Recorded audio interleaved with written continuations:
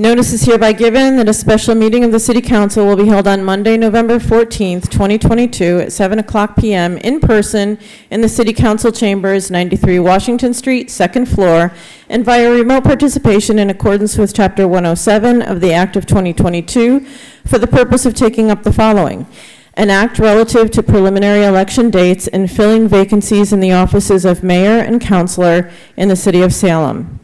Please click on the link found in the agenda, password 535681, or telephone by dialing toll-free 877-853-5257 or 888-475-4499, and enter webinar ID 867-7150-3100. A special meeting of the City Council was held in City Council Chambers on Monday, November 14th, 2022 at 7 o'clock p.m. for the purpose of taking action on the following: an act relative to preliminary election dates and filling vacancies in the offices of mayor and councilor in the City of Salem. Notice of this meeting was posted on November 9th, 2022 at 5:31 p.m. Absent is Councilor McCarthy. Council President Patricia Morcillo is presiding. Item here. Councilor Riccardi.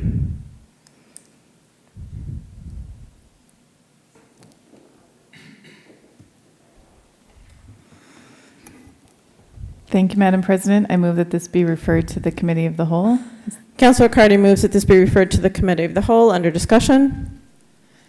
Thank you, President Morcillo. This matter to discuss the change in rules will be hopefully further discussed in Committee of the Whole. We do have with us this evening City Solicitor Beth Renard, who is here to provide a summation of the changes that are being submitted and in front of us tonight. I'd like to move that we waive the rules to allow her to speak. All those in favor? All those opposed? So moved. Ms. Renard. Yes, hello. Can you hear me okay? Yes. Yes, Speak okay. right into the mic. All right, thank you very much. So this evening, you have 3 documents in front of you. I think it's helpful, or it is for me anyway, to look at the document that we're changing or proposing to change in the strike-through version so that you understand what the text is that we're proposing. And the first document that I would call your attention to would be the proposed amendments via the Home Rule petition. This is the change to Chapter 445 of the Acts of 1960. In 1960, this act was adopted by the state legislature to require preliminary elections in the City of Salem. This act has the same weight and is considered a part of the city charter. When we looked at the city clerk and I looked at this particular special act, we discovered that it had a 3-week time between the preliminary and the special election.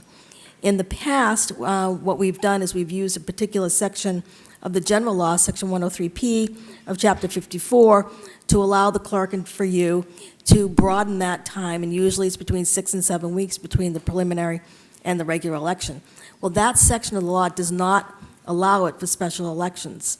So the first change that we're proposing to this 1960s Act is to change that, to make it available 6 to 8 weeks, which would be set by council through the recommendation of the city clerk, so that you have that time that we need these days for mail-in ballots and so on and so forth.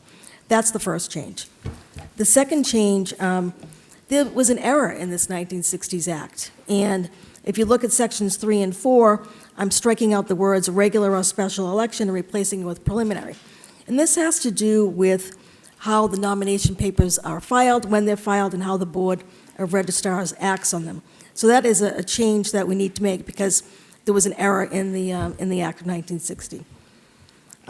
Further, we are recommending that we remove any text related to the year 1900, and we're also recommending that we have gender-neutral language. I sent this off to the State House Legal Counsel, and they reviewed it and sent it off to Michelle Tassinari. Michelle Tassinari is the general counsel for the Secretary of State. And she called me today and is recommending 2 additional changes, which I'd like to present to you tonight. And if you are in favor of those changes, I would request that there be this evening an amendment, adopting the amended language for your meeting on Thursday. The first one that she referenced is relative to old language that talks about how, what should be on the top of the ballot. So if you look at, it's almost the third to the last page, it's highlighted in blue, and it reads, right now, it reads, on the back and outside of each ballot when folded. Well, we don't fold the ballots anymore, so she recommended that we change that language to say, at the top of each ballot. So that's the first change that Attorney Michelle Tassinari has recommended. The second change that she's recommending is, if you go to Section 8, she's recommending that we delete that first long phrase that talks about if, at a preliminary in a race, if a candidate gets more than 50% of the vote, then they become the elected candidate, so long as there's 80% turnout.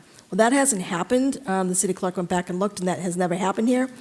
But Michelle is recommending because that is so peculiar and not in any other charter provision, that be deleted as well.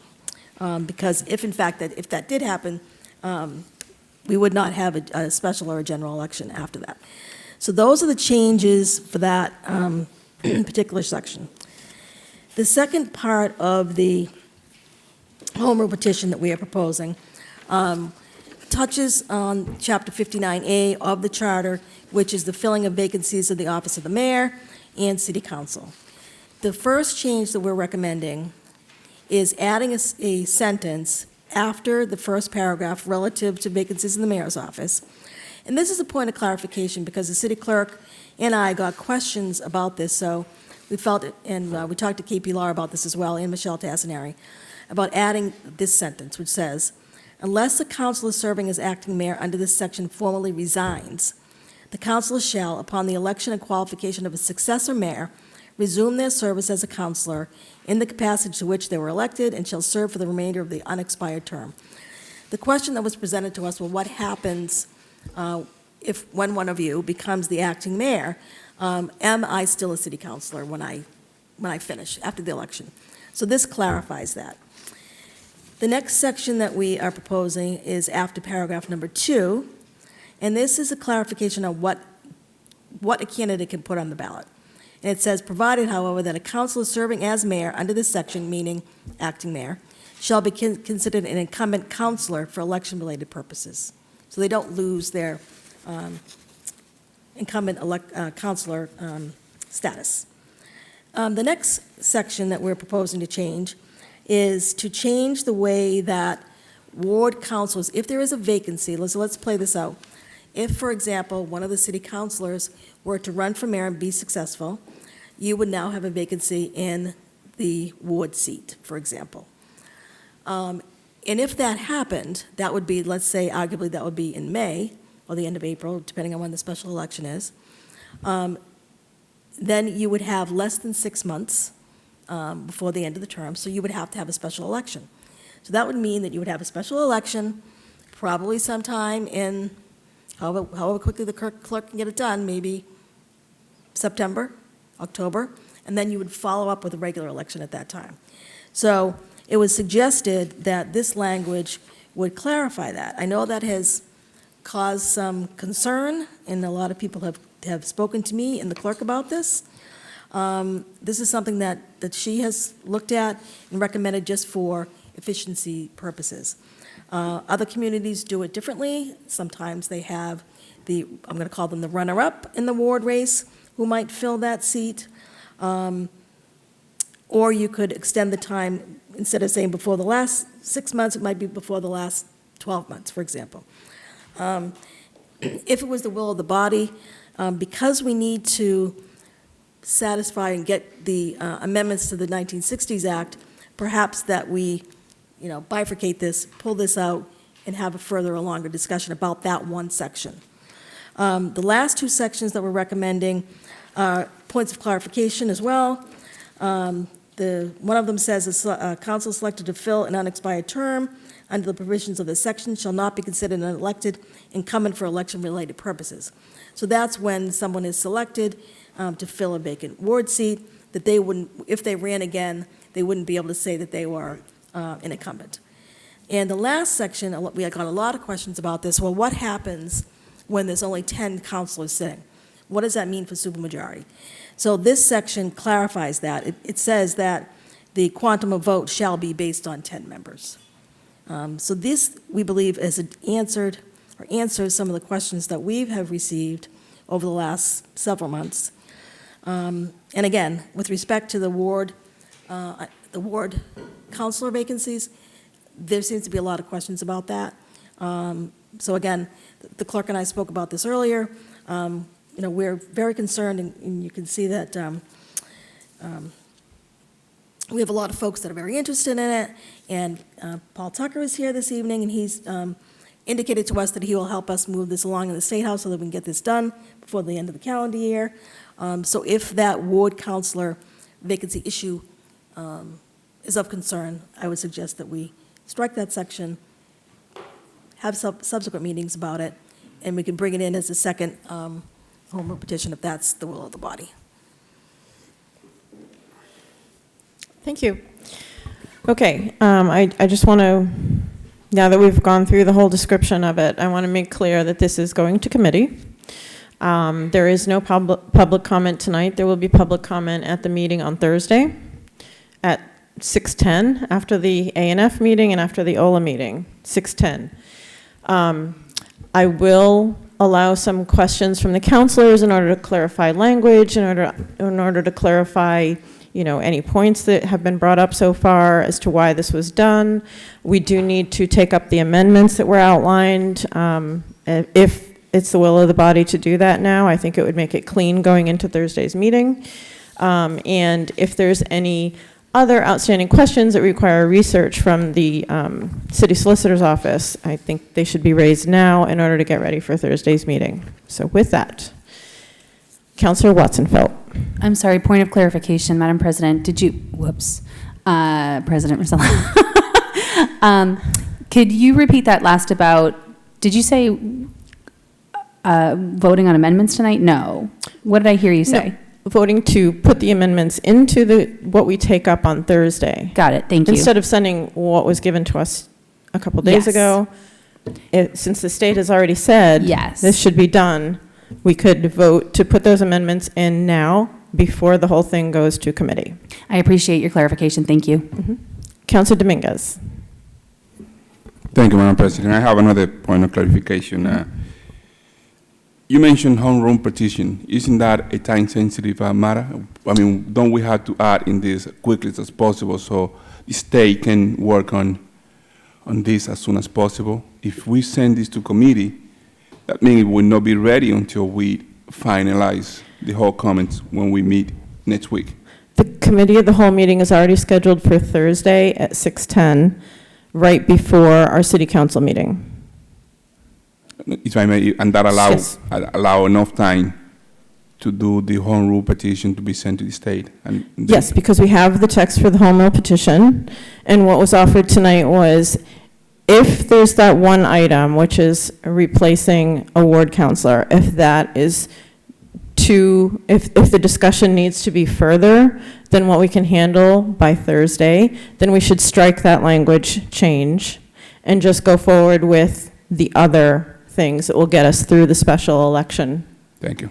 Okay. Councilor Watson-Felt. Thank you, Councilor Masillo, your President Masillo. I think it's important for the public to understand also that this is a special meeting tonight, which is different, the rules are different than our committee of the whole meeting. So if you want to spend just a quick second to talk about why we're not taking action tonight and just the rules that there's no, it's like normal and standard that there's no public comment at these. Thank you. For special meetings, it is normal to not have public comment if it's not on the agenda. It was not on the agenda. The purpose of sending this to committee is to have the whole process very public, very transparent, allow people to hear this conversation and the reasoning from the city solicitor's office, the listing of all of the amendments that are being proposed in the home rule petition in order for the city to move forward with a special election that works for us and to clean up the language in our charter. And so this is an open process. We are not trying to cut off public comment. It's just that this is moving to committee where a better conversation, a fuller conversation can happen with public comment, with questions and answers from the city solicitor and others that will be at that meeting. You're welcome. Councilor Varela. Thank you, President Marcelo. Just another point of clarification. When you're looking for an amendment, you're looking for us to strike the language and add the language, correct, tonight? Yes, the two things that were pointed out, the language that says at the top, adding that. Yep. And then in section 8, removing that first section. Those are the two amendments that we're looking for, if people are willing to do that. Councilor Watson-Felt. I would move to accept those amendments in advance of Thursday's review. Second. Councilor Watson-Felt moves to add at the top in the second paragraph, oh gosh, the pages aren't numbered here. Section 5. Do you want me to read it? Because I didn't mean to dump it on you. Section 5, right? Section 5, the last paragraph at the top, and remove on the back and outside of the ballot when folded. So it should say at the top of each ballot shall be printed the words. Okay, that's the one amendment. The second one is section 8, removing the entire first sentence. It's just one sentence there, right? Yes. And then on the second sentence, adding a capital T to start the word the two persons. Correct. So that motion was made by Councilor Watson-Felt, seconded by Councilor Varela. Under discussion. Councilor McLean. Thank you, Council President. From my point of view, these amendments are perfectly fine to accept, but I do think there's some value to saying if we're moving this to committee for discussion on Thursday that we keep everything in red line version and take it all up at the same time. It just feels a little hanky-janky to me to say, yeah, let's take these in, but we'll discuss some of the other ones later on, if that's making sense. That's fine. If that's the will of the body to take all of the amendments up on Thursday, that's fine. Any other discussion? Okay. Since there's a motion on the floor to accept the amendments, we can have an up or down vote. It doesn't really matter at this point. So all those in favor of adding the amendments right now? All those opposed? 2. The motion passes. So those two amendments that came from the state that very specifically they need in the home rule petition will now be part of the language that we take up on Thursday. Any other discussion? Councilor Cohen. Thank you, President Marcillo. First, I want to thank City Solicitor for her really quick and diligent, thorough work, and also to Representative Tucker for committing to putting this through. I just want to address an email that was sent to the council, which was concerning to me, about not wanting councilors to vote in the manner specified because that person or persons didn't appreciate how councilors voted, specific councilors. And we were all elected democratically to serve the city at large or our individual wards. And I don't believe that this should be a matter of politics. It's really just to expedite the process. And this would only come into effect if the acting mayor, who was a city councilor, resigns during that term. If they don't, as it's specified, they can resume their position as an incumbent councilor. So I feel like This should not be something that we should determine based on the politics of a particular counselor. Thank you, Counselor. I just want to verify that this is a general change, correct? If a ward counselor needs to be replaced at any time. It's Yes. not specific to this scenario, so it could be for any reason. Counselor Dominguez. And I also want to remind people that we will have a full discussion on Thursday. Counselor Dominguez. Thank you, Madam President. But my question, I want to thank also the city solicitor for her due diligence quickly. My question is, we're facing something that happened many years ago before. I don't know in history. We can say when. In my own word, I don't know when. But we're facing maybe two potential positions that are going to be replaces during this process. And we mentioned 10 people when it's supermajority. It's going to be, if we put it in a very clear perspective, it's going to be 2 people out of the 11. Yeah. Instead of 10, it's going to be 9 people. Oh, I'm sorry. Who's the second person? Well, we had to replace a temporary, appoint someone to become a mayor, and maybe the other one going to be a president of the body. Well, but there's still a counselor, a voting member. You're right, yeah. My bad, I'm sorry. Okay, Take blame and coming back, I'm sorry. Okay. Thank you. it's okay. Anyone else? Counselor Varela. Thank you, President Morcillo. If there's no other discussion, I'd like to make a motion. Any other discussion? Is there anyone else that has any discussion? No. Seeing none, Counselor Varela. Thank you, President Morcillo. I'd like to make a motion for the amended language of the Charter of 59A, Section A, adding the language mayor, vacancy arising in the office of the mayor, going down to striking until the time of the election, and then adding its members to serve as acting mayor to the candidate, going down the list to amending as on the document, unless the councilor serving as acting mayor under the section formally resigns, the councilor shall upon the election. I'm lost. Hold Sorry. on. Can you So- start over? So yes, and the whole thing. Are you on the Salem Charter 59A? Correct. Okay, start over. Where are you So, starting? so first paragraph, section A, Yes. adding the language mayor, vacancy arising in the office of the mayor. Mhm. Coming down to the strikeout until the time of the election, striking that language. Adding the language to the next sentence, to serve as acting mayor until the candidate or mayor is elected. And go, we're good? I'm on the right track? Well, so instead of having the discussion on Thursday, we're going to have the discussion tonight? No, Yeah. so my intention was to amend this document, so no, we're just No, having a discussion. That's what's going to We'll happen talk on about it in committee. Thursday. Thank you. Yeah. Because we can't get public comment, and so I don't feel comfortable with the body voting on that. What we took up as amendments, just to clarify, was stuff that came from the state, as we need this language to be changed in your home rule petition. The other stuff, we're going to have a full discussion on Thursday. Is that Apologies. okay? Thank you, Okay. yes. Okay. Anyone else?